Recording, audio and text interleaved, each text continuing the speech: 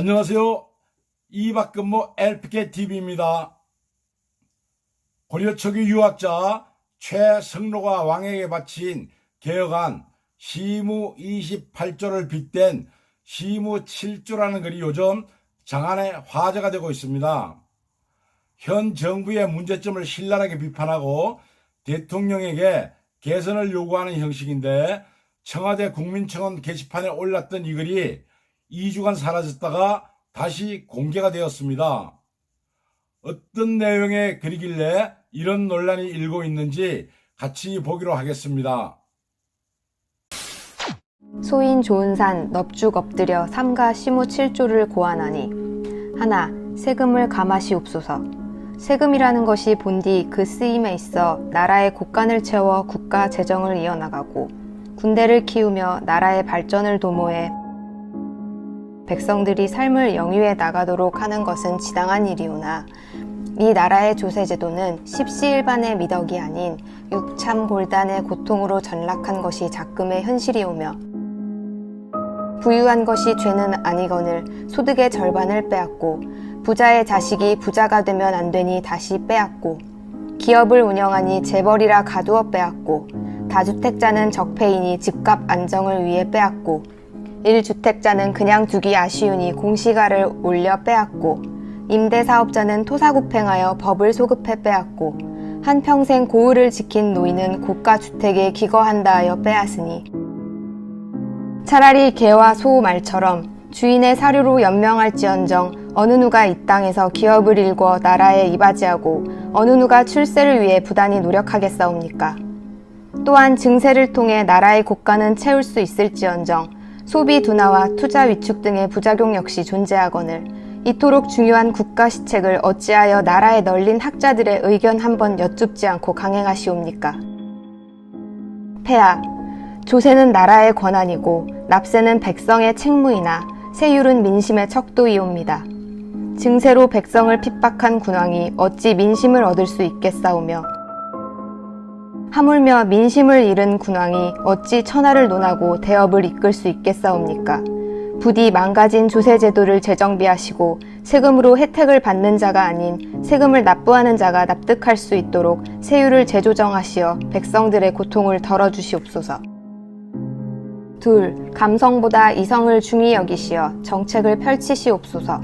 스스로 벌어먹지 않고 논의는 백성이 스스로 벌어 토하듯 세금을 각출한 백성의 피와 땀에 들러붙어 배를 두드리고 나라의 곳간을 갉아 재정 적자를 초래하는 것은 감성이요. 진정으로 나라의 도움이 필요한 이들에게 곳간을 열고 자비를 베풀어 구휼하며 재정을 알뜰히하여 부국 강병의 초석을 닦는 것은 이성이니, 감성이 이성을 앞서면 게으른 백성이 고기를 씹고 병약한 백성이 마른 침을 삼키는 것과 같으며, 이성이 감성을 앞서면 게으른 백성이 고기를 얻기 위해 화살촉을 갈고 병약한 백성이 죽 한 사발로 기운을 차리어 다시 일터로 나가는 것과 같사옵니다. 또한 기업을 옥죄는 규제와 세금을 완화하고 양질의 일자리를 저절로 토해내게끔 하여 지속가능한 발전을 꾀하는 것은 이성이요. 비정규직 철폐니 경제 민주화니 소득주도 성장이니 최저임금 인상이니 세상 물정 모르는 것들의 뜬구름 잡는 소리로 기업의 손과 발을 묶어 결국 54조의 혈세를 쏟아붓는 것은 감성에 불과하니, 감성이 이성을 앞서면 암탉을 때려잡아 그 고기를 잘게 나누어 굶주린 이들에게 흩뿌려 기름진 넓적다리살에 아귀다툼을 벌이게 하는 것과 같고, 이성이 감성을 앞서면 암탉에게 좋은 먹이를 내어 살을 찌우고 크고 신선한 달걀을 연신 받아내어 백성 모두가 닭 한 마리씩을 먹을 수 있는 것과 같사옵니다. 또한 폐하 깨우서 그리 씹어대고 물어뜯던 22조의 4대강 사업이 그 실체라도 자리를 지키고 있는 것은 이성이 감성을 누른 까닭이었고, 마땅히 기업이 해야 할 일을 백성의 혈세로 대신한 바 폐하의 54조는 증발하여 그 흔적조차 찾을 수 없는 것은 바로 감성이 이성을 누른 까닭이온데, 폐하를 비롯한 대신들과 관료들이 모두 백성들의 감성을 자극해 눈물을 쥐어 짜내기 위한 지지율 확보용 감성팔이 정책에만 혈안이 되어 있는 바, 이러한 조정 정책의 기조 변화 없이 어찌 다가올 160조 신분배 정책을 지지할 수 있으며 어찌 그에 따른 결과를 기대할 수 있겠사옵니까? 폐하, 역사는 군왕의 업적을 논할 뿐 당대의 지지율을 논하지 않사옵니다. 부디 정책을 펼치심에 있어 감성보다는 이성을 중히 여기시고 챙기시어 작금의 지지율로 평가받는 군왕이 아닌 후대의 평가로 역사에 남는 패왕이 되시옵소서. 셋, 명분보다 실리를 중히 여기시어 외교에 임하시옵소서.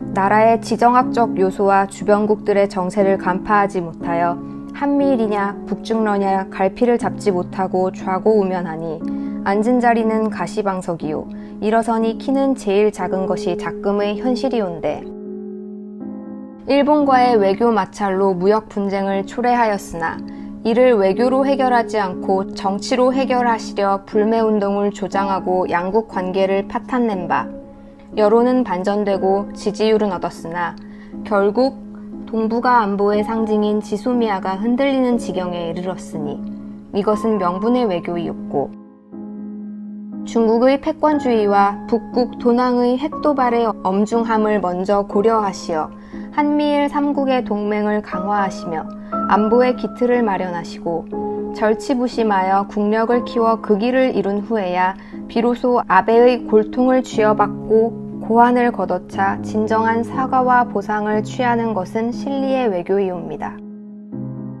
또한 일본의 의류업체가 연이어 폐점하고 일본의 자동차 업체가 한국 철수를 선언하며 일본의 기업 또한 한국 기업과 거래를 끊고 심지어 농산물과 수산물까지 수입 금지에 처한다니 의류업체 근로자, 매장 근로자, 유통업자, 자동차 업체 근로자, 영업사원, 수리기사, 농민, 어민, 수출입 관련 근로자, 항공사, 항공사 근로자, 관광사, 관광사 근로자 등 수많은 백성들의 일자리와 생계가 위태롭게 된 것은 명분이 실리를 앞선 까닭이온데 이는 결국 백성이 다른 백성의 밥그릇을 걷어찬 꼴과 무엇이 다르며 손이 발을 밉다 하여 입을 틀어막아 함께 굶어 죽는 것과 무엇이 다르겠사옵니까? 또한 평화와 화해 따위의 허황된 말로 감성에 목마른 백성들을 현혹시켜 실질적인 핵폐기는 안중에도 없는 북국의 도난과 더불어 성대한 냉면 잔치를 열고 결국 구밀복검한 무리들로부터 토사구팽 당하여 백성의 혈세로 지은 연락사무소가 폭파되고 삶은 소대가리라는 치욕마저 당하는 것은 명분의 외교이었고 국제적 합의에 따라 대북 제재를 충실히 이행하시고 적극 동참하시어 북국의 돈줄을 막아 서서히 고사시키시며 동시에 한미일 동맹을 굳건히 하여 북국의 돈왕이 스스로 처지를 깨달아 핵개발을 포기하고 시장을 개방토록 하는 것은 실리의 외교일진데 과연 폐하께우서는 외교에 임하시오며 명분과 실리 중 무엇을 택하셨사옵니까? 또한 명분과 실리 중 무엇을 얻으신 것이오? 북국과 일본과 중국과 미국 중 무엇과 화친하였으며 작금에 이르러 결국 무엇이 남았다는 말이옵니까? 미국의 트럼프는 미치광이지만 자국민의 이익을 확실히 보호했고 중국의 시주석은 공산당의 수령이지만 중국의 시장경제를 대외로 이끌었으며 북국의 돈왕은 독재자이지만 최빈국의 지위를 핵 보유국으로 끌어올렸고 일본의 아베는 굴욕 외교로 이름났으나 그만큼 실리는 챙긴다는 평이 있으며 러시아의 푸틴이 장기 집권을 꿈꾸는 건 100중 70을 넘나드는 지지율이 있기 때문일진데 폐하께서는 핵도 없고 백성의 삶은 파탄이요 시장경제는 퇴보하였으며 굴욕 외교 끝에 실리 또한 챙기지 못하였고 또한 지지율은 절반도 채 되지 않으시면서 어찌 장기 집권을 꿈꾸며 독재자의 길을 걷는 미치광이가 되려 하시는 것이옵니까? 영명하신 폐하, 저들은 폐하의 정치적 신념과 감성의 논리에 귀 기울여줄 만큼 한가로운 자들이 아니옵니다. 시국은 시급하여 총각을 다투고 늑대와 표범과 호랑이는 굶주려 먹이를 놓고 다투고 있는데 어찌 폐하께우서는 한가로이 초원에 풀이나 야금야금 뜯어 삼키고 계시는 것이옵니까? 부디 통촉하시어 안목을 넓게 가지시고 정치와 이념을 외교와 따로 다루시어 실리를 위한 외교에 임하시옵소서. 그리하여 북극 도낭의 핵탄두 아래 백성들을 지켜주시옵고 국토를 보전하시옵소서. 넷, 인간의 욕구를 인정하시옵소서. 소인이 여염의 촌락을 할 일 없이 거닐다 막연히 들린 주막에서는 고을 무례배들이 만취해 젓가락을 두들기며 장단을 맞추었고 주막 한켠 작은 탁자에서 홀로 산낙지를 씹으며 탁주를 들이키던 한 노인이 그에 맞춰 읊조리니 좌중의 시선이 쏠리며 일순간 정막이 흘렀던 바 그 이야기가 하도 기가 차고 신명이나 폐하께 아뢰오니 통촉하여 들어주시옵소서.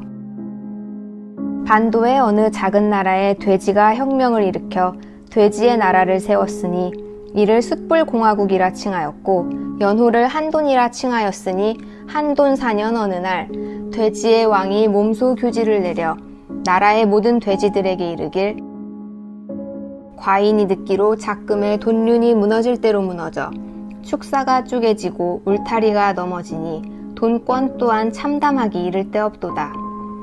구유통의 쌀겨가 귀중하기로서니 너희들의 돈격보다 귀중하랴 하여 과인이 이르노니 이 나라의 모든 돼지들은 그 품종과 육질을 막론하고 앞으로 꿀꿀거리는 소리를 금하며 또한 먹는 것을 금하여 돈성을 다스릴 것인바 이를 어길시 모두 육절기에 넣고 가라 소시지와 순대로 만들어 정육점에 효시할 터이니 그리 알고 너희는 마땅히 받들라 라고 명하였으니 이에 나라의 모든 돼지가 꿀꿀거리며 아우성일진데 족발에 불똥이 튄 건 다름 아닌 조정의 관돈들인 바 비서실 돼지는 제 목소리가 제일 큰 줄도 모르고 도리어 수석 돼지들에게 꿀꿀거리지 말 것을 종용했으나 이내 제 몫의 구유통이 청주와 반포에 걸쳐 2개인 것이 발각되었고 국토부 돼지는 벼랑간 꽤 멱다는 소리를 내며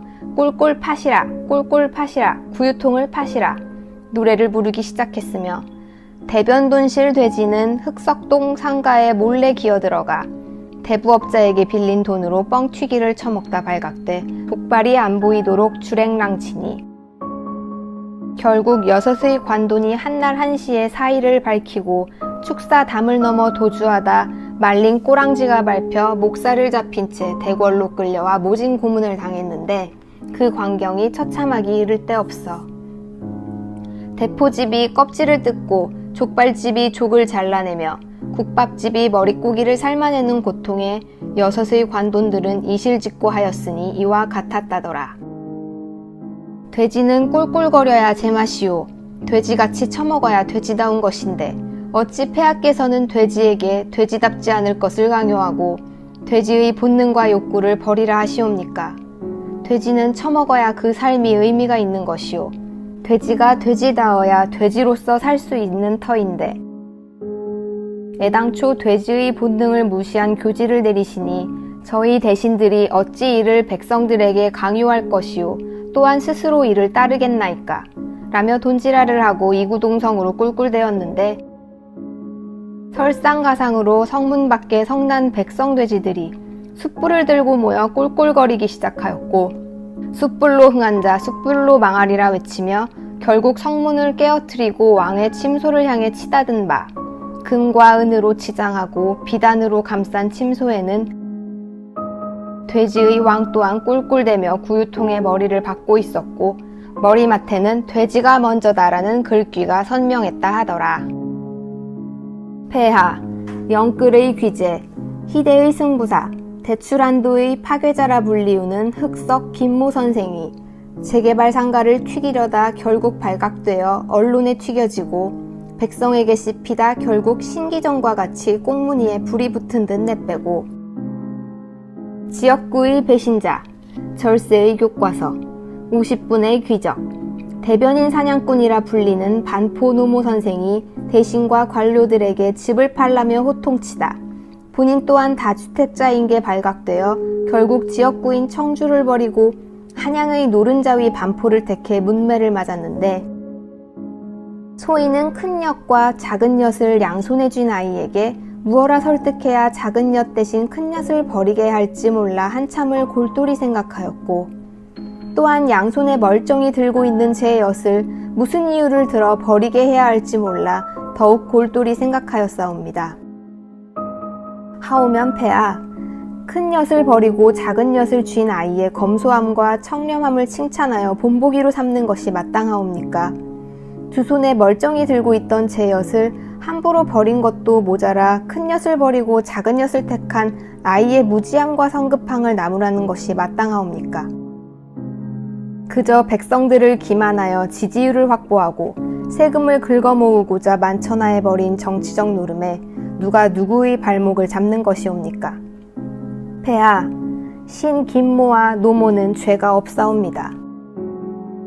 이는 경제적 이득을 취하고자 하는 인간의 기본적이고 상식적인 욕구를 죄악시하여 폐하 본인 스스로도 지키기 힘든 것을 아래 것들에게 강요한 폐하 스스로의 잘못이며, 이 불쌍한 자들의 죄는 그저 지키지 못하여 깨어질 것을 스스로 알면서도 폐하의 엄포와 성화에 못 이겨 머리와 손과 입이 각기 따로 놀아나 백성들을 농락한 죄밖에 없사옵니다.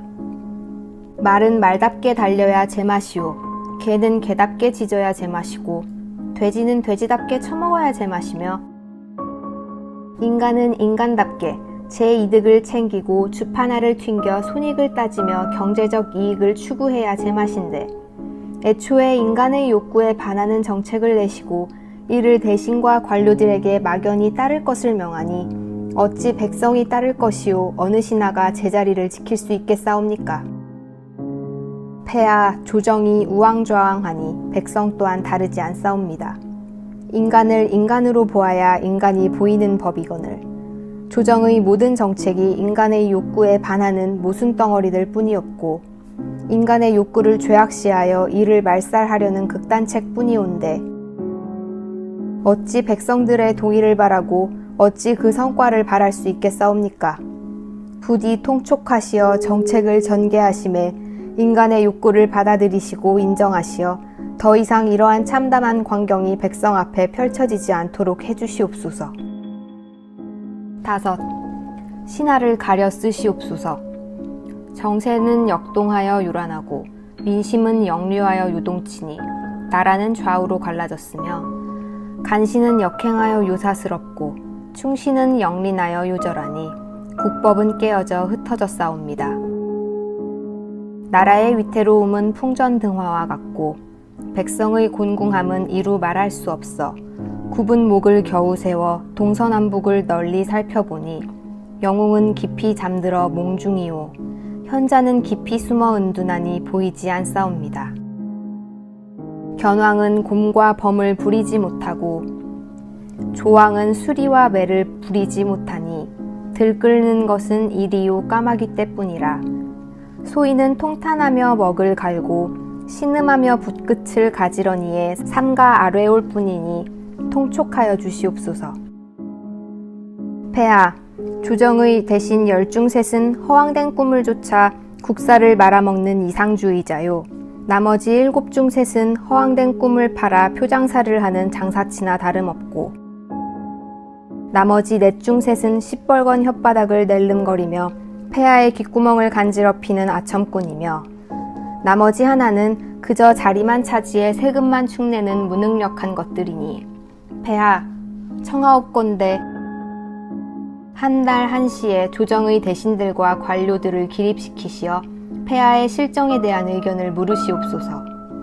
실책과 실정에 대해 이런 반구도 없이 백성을 팔아 폐하의 업적을 칭송하며 용비어 청가를 목 놓아 부르는 자에게는 진하게 우려낸 사약한 사발을 내리시어 폐하의 눈과 귀를 흐리고 조정을 농락한 죄를 물어 국법의 지엄함을 널리 알리시고, 함구하여 묵묵부답으로 일관하며 좌중의 눈치만 살피는 자에게는 차가운 냉수한 사발을 내리시어 복지부동하여 세금만 축내는 것을 꾸짖으시며, 폐하의 실책과 실정에 대하여 조목조목 따지며 신랄하게 비판하는 자에게는 잘 빚은 술을 한 잔 내리시어 격려하시되, 비판과 더불어 해법과 계책을 내놓는 자에게는 한 잔의 술과 함께 영의정의 명패를 하사하시고, 조정의 중심이자 폐하의 직위로 삼으시어 폐하의 자비로움과 영명함을 천하에 알리시옵소서.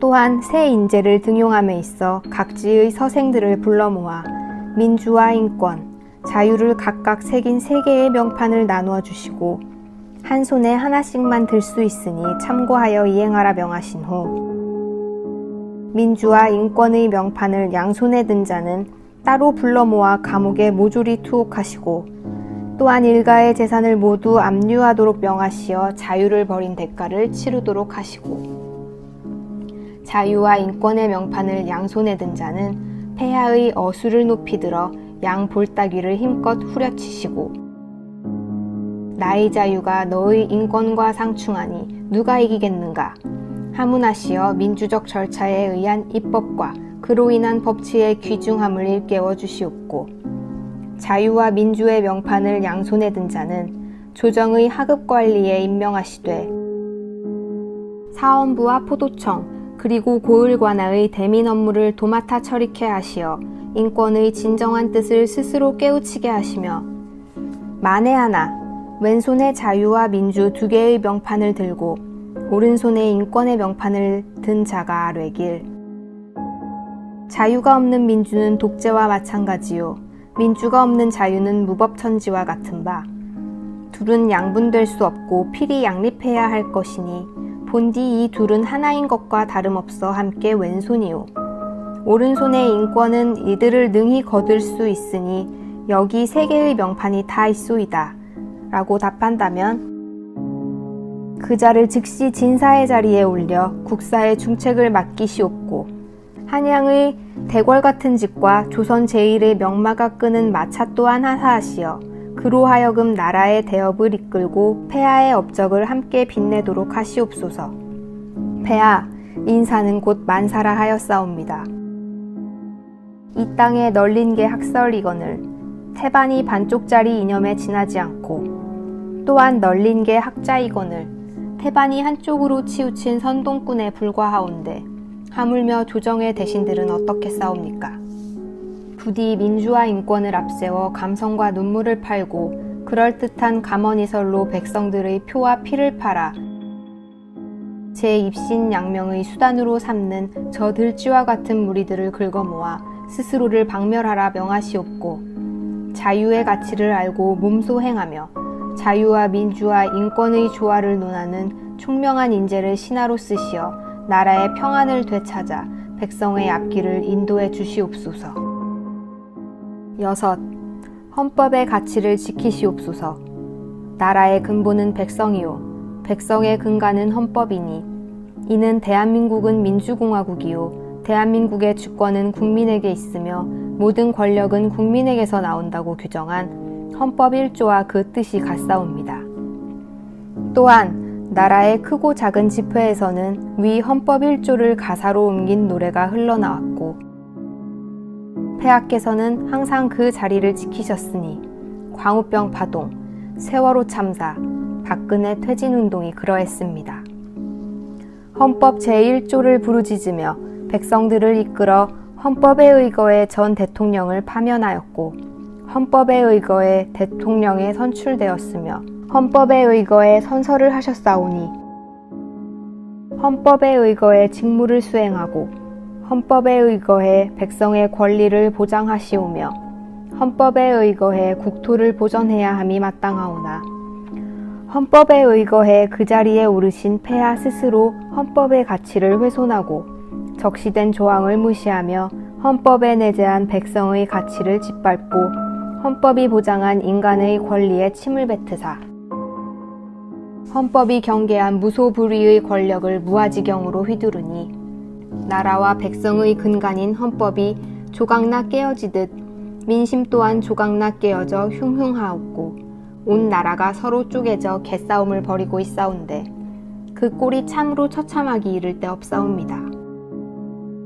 그저 다주택자와 고가주택 거주자를 잡아 족치시어 무주택자의 지지율을 얻겠다는 심산으로 건국 이래 최초로 토지 거래 허가구역을 지정하시고 임대차 3법을 강행하시어 헌법 제14조 거주 이전의 자유를 박탈하시고 기회는 공정하며 과정은 평등하고 결과는 정의로울 것이란 폐하의 선포에 따라 학업이 뛰어난 학생과 그렇지 않은 학생들을 모조리 섞어 한 교실에 집어넣어 하향 평준화를 통한 진정한 평등을 이루어내시어 헌법 제31조 1항 능력에 따라 균등하게 교육받을 권리를 박탈하시고 이른바 6.17 대책으로 나라에 득이 된다 하여 적극적으로 장려한 임대사업자를 거듭된 부동산 정책 실패의 희생양으로 삼아 법을 소급하여 토사구팽하며 내 집 마련의 꿈에 들떠있던 백성의 중도금을 막아 뒤통수를 후려치는 등 헌법 제13조 2항 소급입법으로부터 재산을 지킬 권리를 박탈하시고 경제적 이득을 취하고자 하는 인간의 기본적 욕구마저 말살하여 개돼지의 표본으로 삼으려 헌정 이후 최초로 백성의 재산권 행사에 법적 처벌을 운운하며 겁박하여 헌법 제23조 재산권의 보장을 박탈하시니 백성들은 무주택자, 다주택자로 갈리고 강남권과 비강남권으로 갈리고 조정지역과 투기지역으로 다시 갈리고 임대인과 임차인으로 갈리어 서로를 물어뜯고 씹어대며 쥐어뜯고 있사온데 도대체 이제는 또 어디에 무엇을 갈라내고 도려내며 찢어내실 심산이옵니까? 백성은 각자 다르나 합쳐져 하나인데 이는 대야에 담긴 물을 쪼개어 반은 발을 닦고 나머지 반으로 세수를 하며 다시 쪼개어 세안을 하고 양치를 하며 이내 마셔버리는 꼴과 같으니 폐하께우서는 헌법을 찢어내고 백성을 갈라내고 이제는 폐하 스스로의 옥체도 갈라내고 찢어내어 육시를 할 참이옵니까? 폐하, 이 나라가 폐하의 것이 아니듯 헌법은 폐하의 것이 아니옵니다. 헌법은 불가변한 가치를 지닌 국법이요 이 나라의 역사와 같은 성문법이며 백성을 위해 백성에 의해 제정된 민정헌법인 바 헌법을 짓밟는 것은 백성을 짓밟는 것과 같고 헌법을 저버리는 것은 나라의 역사를 부정하며 미래를 저버리는 것과 같사옵니다. 바라옵건대 스스로 헌법을 지키시고 보전하시어 깨어진 민의를 추스려 민심을 회복하시고 사멸한 정도를 되살려 정의를 바로 세우사 처참히 조각난 이 나라를 다시 합쳐 주시옵소서. 마지막으로 폐하 7. 스스로 먼저 일신하시옵소서. 직언하옵건대 이 나라는 폐와 더불어 백성들이 합쳐 망친 나라로 역사에 기록될 것이옵니다. 이 나라의 상식과 신뢰와 도의는 사멸했고 또한 헌법은 깨어졌으며 국회는 나락이니 오로지 죽고 죽이며 뺏고 빼앗기는 감성과 분노의 정치만 있을 뿐입니다. 이는 폐하만의 잘못도 아니고 조정 대신과 관료들만의 잘못도 아니옵니다.